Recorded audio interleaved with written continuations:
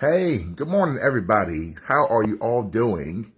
It's pretty bright and early, I know, but right before I head to work, I want to get into a topic before I leave out, and that is turn off that NARC TV show. You're better than that. What I mean by this is that when a relationship with a narcissist comes to a conclusion, it comes with a bang, an explosion, usually with a lot of heartache and pain that comes behind it.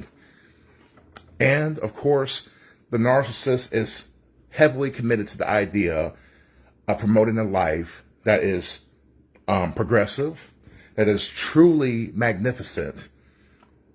And whatever they do, they're always going to make sure that it's a thing that's special. And it seems like they're really just doing their thing, right? They're just having a great time. They are having no problems whatsoever, right?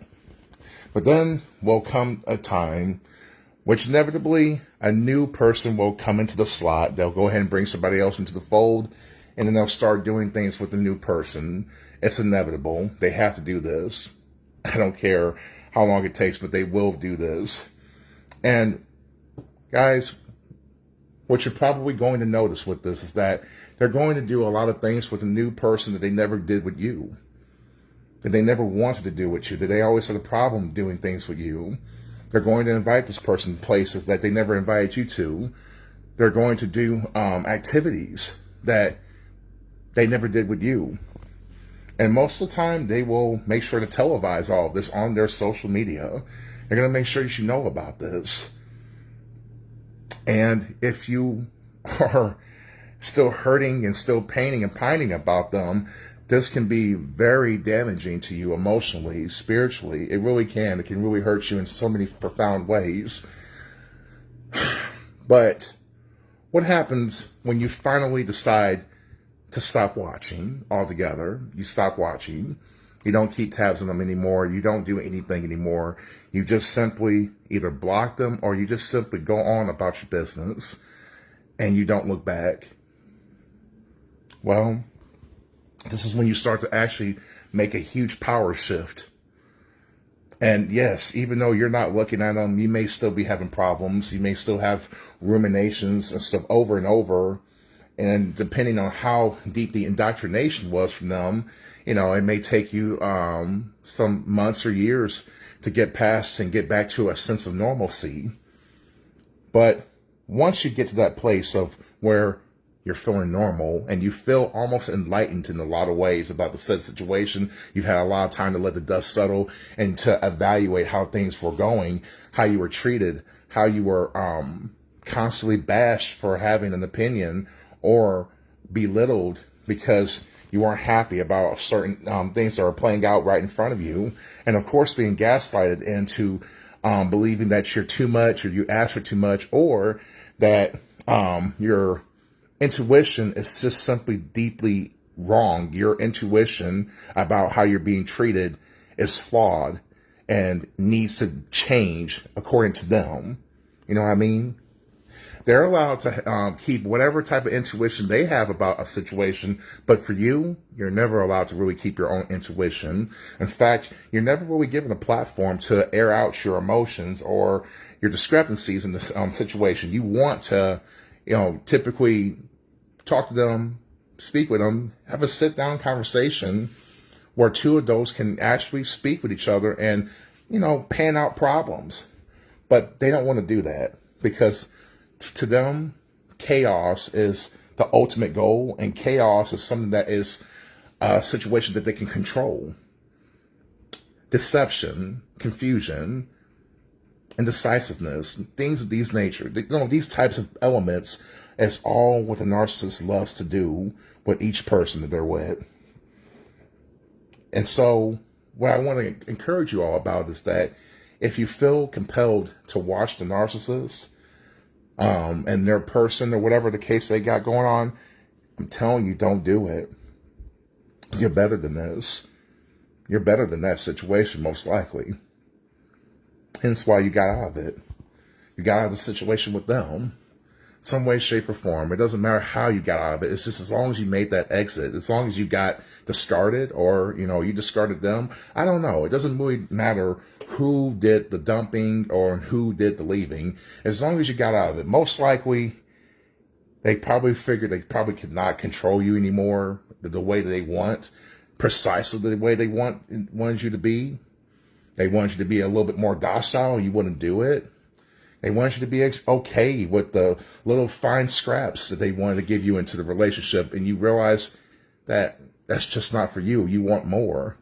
And that might have irritated them so much where they just say, no, forget it. I need to start all over with a brand new person. And I know what you're thinking. Well, obviously there was something wrong with me because they're with the newer person for a lot longer than they were with me. And I have an answer for that.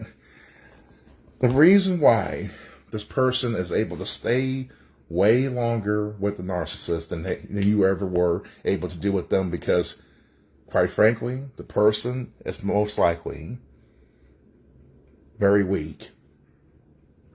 Weak when it comes to emotional intelligence. They probably can't really tell exactly when they're being mistreated, or they are so trained to just pretty much disregard any type of intuition they have about the situation of themselves.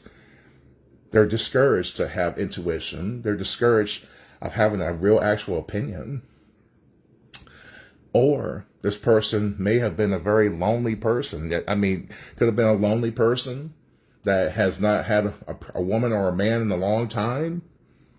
And so when this narcissist lops on that affection at first, the love bombing stage, it's powerful enough to keep them completely docile for the rest of the duration. I'm telling you right now, they will do nothing to rock that boat because they want this gravy train to keep on coming.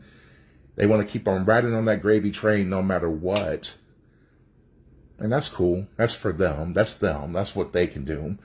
But honestly, watching the narc television is just such a non-productive thing for you to do. The more productive thing for you to do is to focus on yourself again. Focus on your surroundings. Focus on where the direction for your life is really needed to be headed at this point. Worrying about another person's life it's not a smart move. And they want you to do this. Sometimes, whenever the narcissist realizes that their old partner is no longer watching anything of what they're doing, they get mad about that. They may pop up in different ways, in different subtle ways, but they won't say anything directly to you because of their pride, most likely. They are the, heroes of this situation at all times.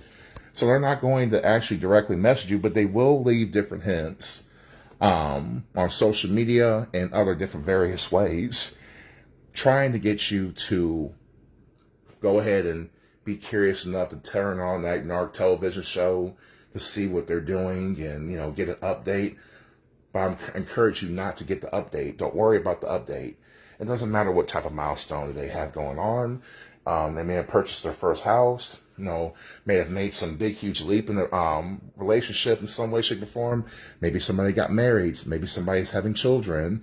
Whatever the case may be, don't fall for it, because you know what the new person's probably going through. You know what it takes to basically stay in the narcissist realm. In their orbit, you have to be docile. You have to be a yes man or a yes girl. You have to be that way, or else you're going to be left alone. They're going to get rid of you. And also, if the person has a lot of money in some way, shape, or form, they make a good living, that's going to also definitely extend the life expectancy of the relationship with the narc, because narcissists typically do love money, right? They love that. They love the idea of security. They love that. So yeah, that's going to definitely help out with things too. But despite the money, despite the success, despite the ability to make so many different things happen, the narcissist at the end of the day is a never-changing type of person. They are who they are. They might have even told you that. I remember my ex-narc told me that before. And I was starting to catch on to things a little bit more. And I said, I just feel like you're different. I just feel like the person I fell in love with left. And I'm waiting for her to come back. And I remember my ex telling me exclusively, the person you fell in love with is gone, and she's never coming back. You need to get over that. She's never coming back. That was because she never existed. The horrible person that I was dealing with at that moment was just a real her. And I have to say, I wasn't very impressed at all. No, I wasn't impressed at all. And that also offended her too, because I was basically rejecting the real her. And she didn't like that either, because, you know, in her mind, she thought she was perfect. Whatever. I don't even care. I don't care about the baiting of trying to get me to watch things and all that stuff. And I'm just trying to encourage everybody else to do the same thing, to have the same type of mindset.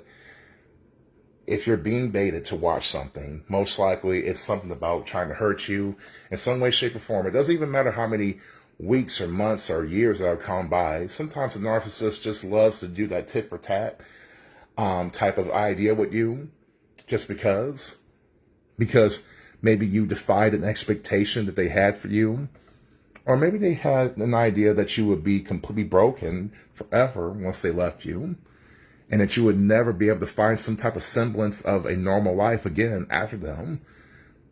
But that doesn't have to be the truth. That doesn't have to be your story. Your story can be quite different. Your story can be of success and self-love. It can be filled with that. I'm telling you, it can. Which is why it's so important, again, I have to stress this, is turning off that narc television show and keeping it off completely. Don't worry about turning it on to see anything. There's nothing to really see except a big show of grand gestures that are usually just meant to, you know, provoke a reaction from certain people most of the time.